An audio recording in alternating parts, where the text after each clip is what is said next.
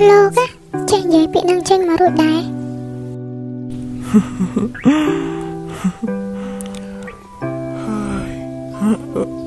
យីជីន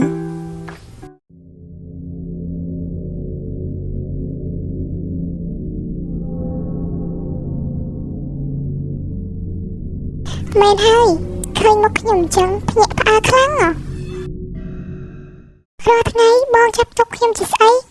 ខ្ញុំមកខំស្រឡាញ់បងហើយបងស្រឡាញ់ខ្ញុំដែរទេបងបែរជានិយាយពាក្យថាស្រឡាញ់ដាក់គេនោះទៅវិញហេតុអីហើយចាស់ខ្ញុំ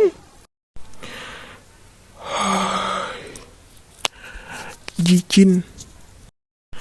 ឯងយកច្រឡំហើយបងមិនបានស្រឡាញ់ឯងទេបងគ្រាន់តែចាប់ទុកឯងដូចជាប្អូនស្រីបងតែប៉ុណ្ណោះហើយបងសុំទោសផងដែលបងធ្វើឯងយល់ច្រឡំនាងជីអាននោះមែនទេធ្វើឲ្យបងប្រើចិត្តពីខ្ញុំទៅស្រឡាញ់វាខ្ញុំព្រមធ្វើគ្រប់យ៉ាងដើម្បីបងតែបងមិនឃើញពីទង្វើល្អរបស់ខ្ញុំទេតែខ្ញុំស្រឡាញ់បងខ្លាំងណាស់ឬទេខ្ញុំស្រឡាញ់បងជាងវាស្រឡាញ់បងទៅទៀតបានហើយបងចង់សម្រាក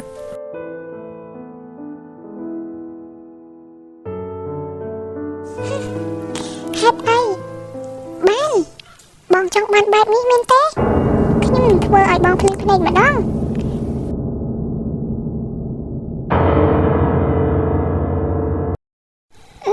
លេខណាទៅមកហ្នឹងដល់ដែរស្គាល់អាឡូជំរាបសួរជីអានចាតើអ្នកនាងអ្នកណាគេដែរហេតុអីបានស្គាល់លេខខ្ញុំអញ្ចឹងខ្ញុំគឺយីជីនអ្នកនាងយីជីនទេហើយអ្នកនាងមានការអីដែរបានខលមកខ្ញុំមានការនិយាយជាមួយជីអានតិចអាចមកផ្ទះខ្ញុំបានអត់ចាបានអ្នកនាងខ្ញុំនឹងទៅ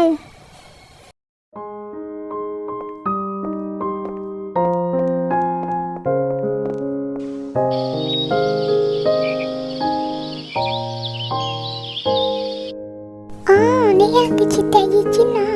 ពិតជាគួរឲ្យចោទទៅណាមែន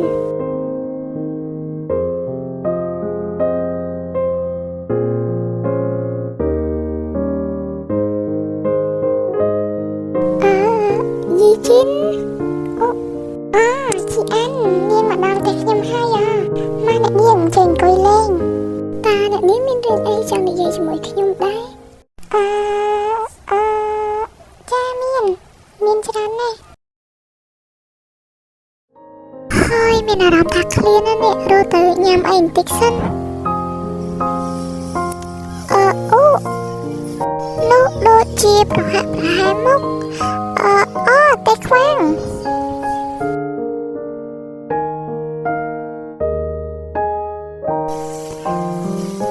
តែខ្វាំងសួស្ដីអ្នកនាងជីអានបែកគ្នាយូរហើយមកអញ្ជើញអង្គុយចាលោកកំងអីញ៉ាំហើយនៅអញ្ចឹងខ្ញុំទៅកំងសិនហើយណាព្រោះថាខ្ញុំឃ្លានខ្លាំងណាស់ចាំនិយាយគ្នាតាមក្រោយចុះមិនដែលដឹងសោះថាម្ហូបនៅទីនេះឆ្ងាញ់ខ្លាំងណាស់ខ្ញុំមកទីនេះជារៀងរាល់ថ្ងៃនឹងឯងអ្នកនាងខ្ញុំមិនដែលញ៉ាំអាហារនៅទីនេះទេពិតជាឆ្ងាញ់ខ្លាំងណាស់អ្នកនាងជីអានហេតុអីអ្នកនាងអត់ទៅរៀនអញ្ចឹងបាត់ប្រហែលថ្ងៃហើយខ្ញុំពិតជាអបសុកខ្លាំងណាស់ពេលគ្មានអ្នកនាងអញ្ចឹងមិនដែលទម្លាប់សុំច្បាប់ឲ្យខ្ញុំផងណាអ្នកនាងកើតអីមែនទេ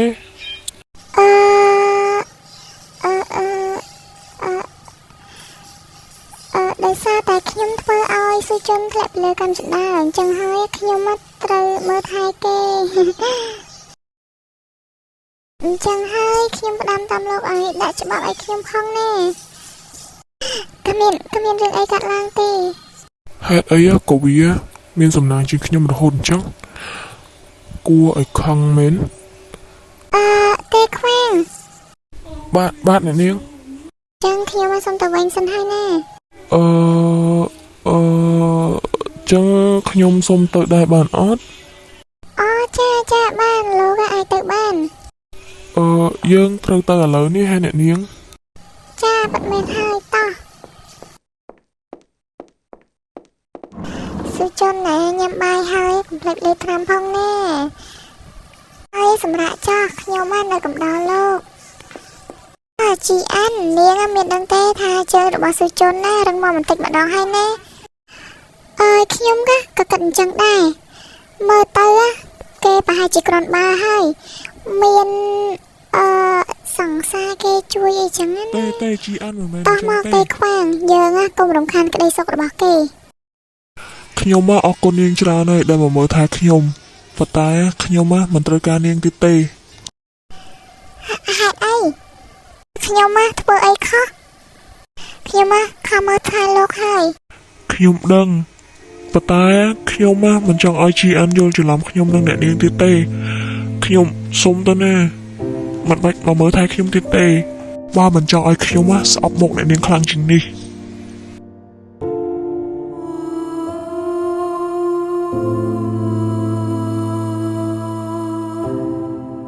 ទេសុជនខ្ញុំមិនឲ្យលោកទៅណាទៀតទេនាងលេងខ្ញុំទៅប្រយ័ត្នជីអានមកហើយណាជីអានមកចាស់ឲ្យឃើញថាពួកយើងទាំងពីរគឺជាសង្សារនឹងគ្នាខ្ញុំមិនលេចលោកជាដាច់ខាតខ្ញុំខំស្រឡាញ់លោកតែលោកអត់ស្រឡាញ់ខ្ញុំទេលោកទៅស្រឡាញ់ជីអានស្អីគេនោះវិញលេងខ្ញុំទៅយីជីនលេងខ្ញុំទៅជីនលេងខ្ញុំទៅលេងខ្ញុំហើយស្មើនឹងហើយយីជីនអត់តន់ទៅផ្ទះទៀតប្រហែលគេផ្អែមល្ហែមនឹងគ្នាហើយមើលទៅតដើររកពីអ្នកនឹងសិន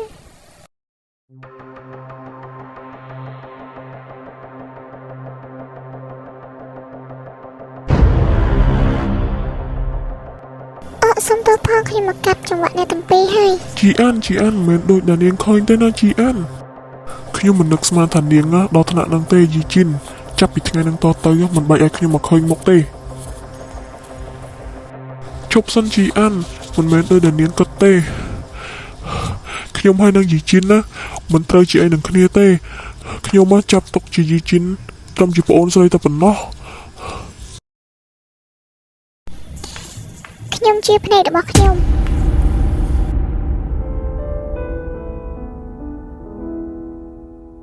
ហើយស្រីចង្កួតហេតុអីក៏នាងមិនជឿខ្ញុំ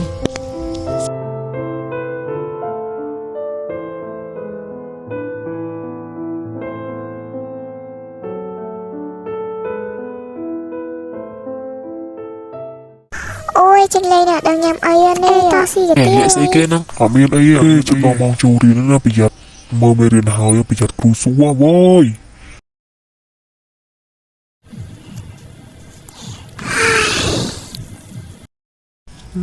តើថ្ងៃនេះនាងកាត់អីទៅនោះមើលទៅមុខដូចជាសពូនដល់ហើយតើថ្ងៃនេះខ្ញុំអាចកិច្ចមុខម្នាក់សុជននឹងបានអត់ណោះហើយមិនដឹងយ៉ាងម៉េចចាំមកទេថ្ងៃហ្នឹងតែមិនអីទេខ្ញុំនឹងព្យាយាមនឹងឲ្យកូនកាត់មេរៀនហើយអាចសម្រាប់បានណាកូនជីអាន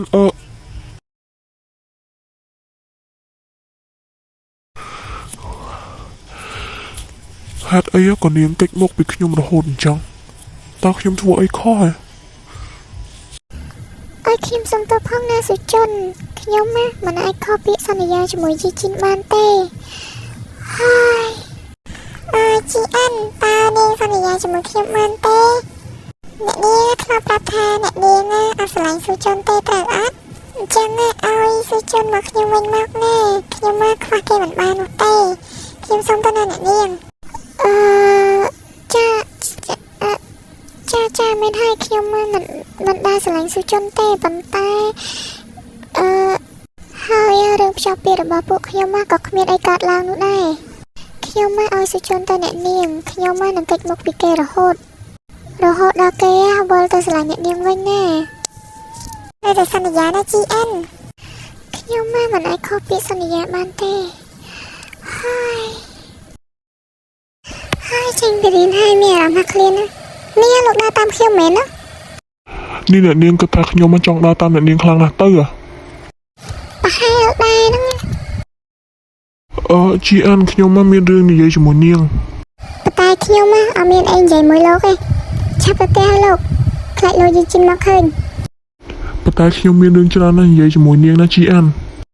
រឿងស្អីរឿងយើងទាំងពីរខ្ញុំក៏មានរឿងនិយាយជាមួយលោកដែរអញ្ចឹង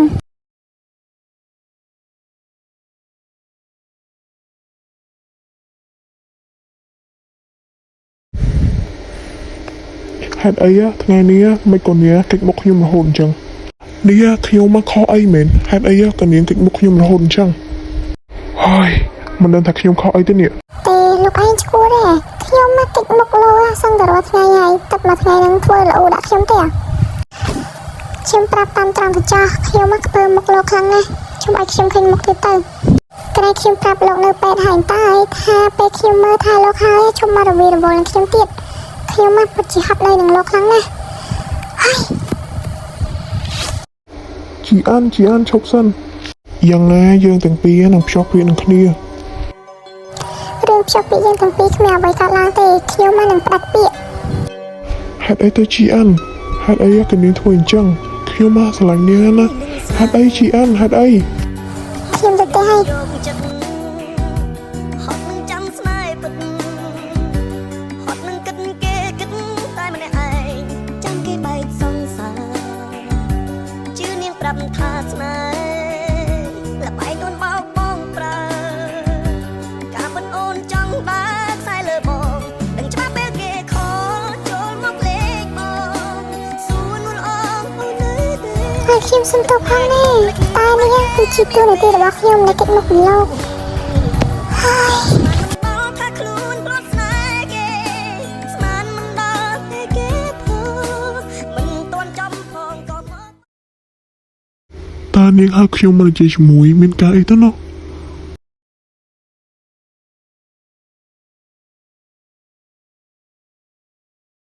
chị ăn là chụpខ្ញុំនៅលើរបស់អាគារមែនហើយឥឡូវនេះនឹងហើយមែនហើយសុជនជីអានណាត់ជួបលោកនៅលើដំបូងអាគារឆាប់ទៅណាប្រយ័ត្ននាងចាំយូរនេះខ្ញុំមកស្ដាប់ច្រឡំទៅដឹងវាមិនដែលជីអានណាត់ជួបខ្ញុំនៅលើដំបូងអាគារអុយសាក់ទៅសិនហើយនៅទាំងគូហ្មងណាអត់ទុកមកទុកមកឲ្យខ្ញុំខ្លះហ្មងហើយនេះហើយណាត់ជួបស្អីទេ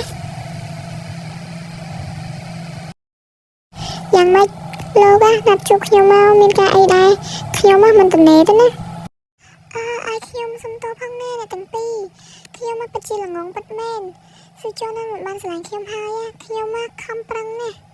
តែមកដល់ពេលនេះទើបខ្ញុំដឹងថាខំយ៉ាងណាក៏ស៊ូចូលនឹងមិនស្រឡាញ់ខ្ញុំដែរខ្ញុំពោឲ្យអ្នកទាំងពីរមានសេចក្តីសុខណាខ្ញុំមកសុំទៅសិនហើយ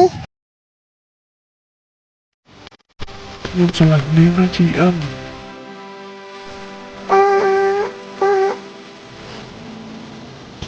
ខ្ញុំក៏ស្រឡាញ់លោកដែរសន្យានឹងបងណាថាយើងមិនទៅណាទៀតទេហើយពិធីភ្ជាប់ពាក្យរបស់យើងនឹងធ្វើឡើងនៅឆាប់នេះចាពិតមែនហើយ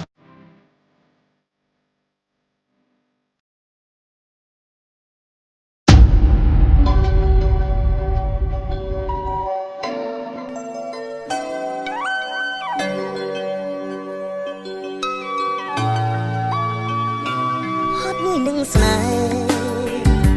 ហត់ងឿយនឹងយកចិត្តនឹងឯអ្នកនរគ្នារឿងរបស់យើងគឺបានមកដល់ទីបញ្ចប់ហើយណាអ្នកនរគ្នាកុំភ្លេចតាមដានទស្សនាភាគ4ផងហើយ account ពីរនេះគឺជា account TikTok ផង admin ណាអ្នកនរគ្នាកុំភ្លេច follow ម្នាក់មួយផងណាបាយបាយ